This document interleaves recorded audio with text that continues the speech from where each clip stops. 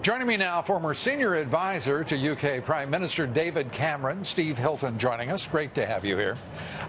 This, as inaugurals go, a blockbuster. I mean, the national liberal media, I'll be generous and not call them left-wing on this, I'll be broader than that, not more generous, but I mean, are clucking. And I've done something terrible. I've said they all sound a little like, you know, circa 19th century Tories, sort of reaching for their snuff boxes and aghast that the President of the United States in his inaugural would be so direct, so straightforward, and talk about the American people as the foundation of everything we are as a nation. No, unbelievable. I mean, look, that's why this address was so shocking. Because it was so different from the usual blah, blah, blah that we've had from all politicians, from all parties. It was so simple and blunt and direct and truth-telling and revolutionary in its intent. And that is the reality of the difference between where he's coming from, which is on the side of people who have had enough of the same old system and want big change, and all the people that you described earlier used the word extraordinary. That's generous too. The fact is that their lives are fine. All the people that you're talking about, the media and the establishment, the schools that their kids go to are fine. Their neighborhoods don't have crime. Their incomes aren't falling. Their lives are really great. Thank you very much. And what you've seen, actually, to use a word that they would really relate to, is this colossal failure of empathy on the part of the establishment for the lives of half the country who haven't seen the economic benefits that they have and whose lives are really tough. And they can't understand it. And Trump speaks for those people. He's already been identified. And this must drive truly organized labor, the left wing in this country, this quote-unquote socialist nuts, because he has a better connection, and it can be judged and tested empirically a number of ways, but he has a far better connection with working men and women in this country, those who aspire to the middle class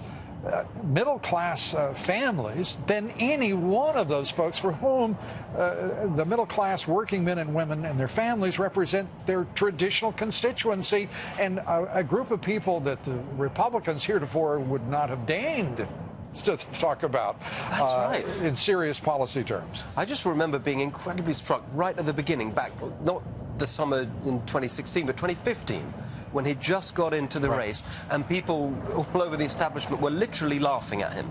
And I just remember being really struck by one of those televised focus groups somewhere or other, and the working people you're talking about, one of them said why they were going to support him, because he's one of us, this billionaire from New York. But talking about building a wall, stopping illegal immigration, speaking to the pain that has been caused by, for millions of Americans by illegal immigration, by their jobs being either replaced, supplanted, or transferred in favor of foreign labor, which is either cheaper or more accessible.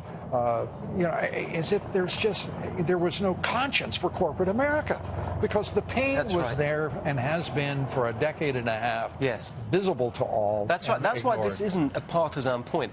It's been there under Republicans and Democrats, and that's why you really needed an outsider to come and shake things up. Now, he's got to really do it. That's obviously the big challenge, and that's the thing that really matters. But that was a serious statement of intent today. Steve, you get the sense that that fellow right there is looking forward to it, can't wait to get to work. That's right. Because I didn't hear one moment which could be interpreted as doubt anywhere in his expression. People talk about nuance. I look for just some sign of doubt. There was not an iota of doubt in anything he said. And some people, you use the word blunt, and a number of people have used it disparagingly. I know you didn't. But the fact that we've got the national liberal media in this country describing what he said as blunt, and they mean it as a pejorative. Yeah, but that's because they don't understand, actually, in the end, what government is really like and what's gone wrong with it. And it's exactly that nuance and shading of everything into grey and saying that everything's so complicated and it's not as simple as it. That's what's built up over the years and has resulted in this system, in the economy and government all over the place, that's failing people, because it's all been described as too complicated. It's not actually. What you really need is someone to cut through it all. Well, speaking of that, because we know how complex foreign policy is, we know how complex international trade is, this is our new president on all of that. So if we could hear the president address those issues right now. For many decades, we've enriched foreign industry at the expense of American industry, subsidized the armies of other countries while allowing for the very sad depletion of our military. We've defended other nations' borders while refusing to defend our own.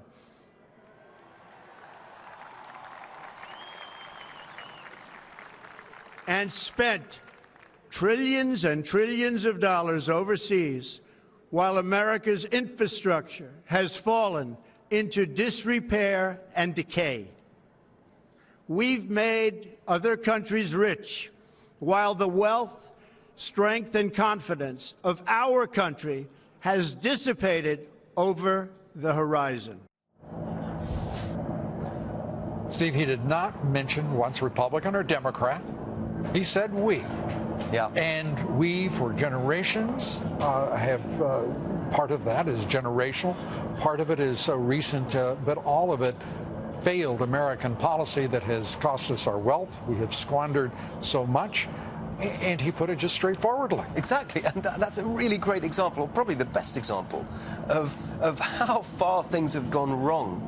That is interpreted as a shocking statement for the newly elected, the democratically elected leader of a country to say, I'm going to put our country first, is seen as some great departure from acceptable norms. That shows how wrong it's all gone.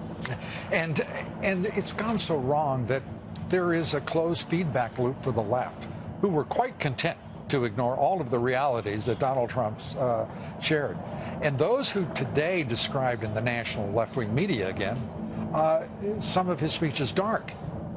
That wasn't dark, that was reality. Reality, that's such an important point. A reality that has been ignored by the policymakers, the lawmakers, those who are in this town to solve problems, not perpetuate them, which is what they've done. That's exactly right. And their failure to understand that over such a long period and to talk about those issues and talk in these general terms about how life's going to get better and all their plans are going to solve the problems, and they never make any difference.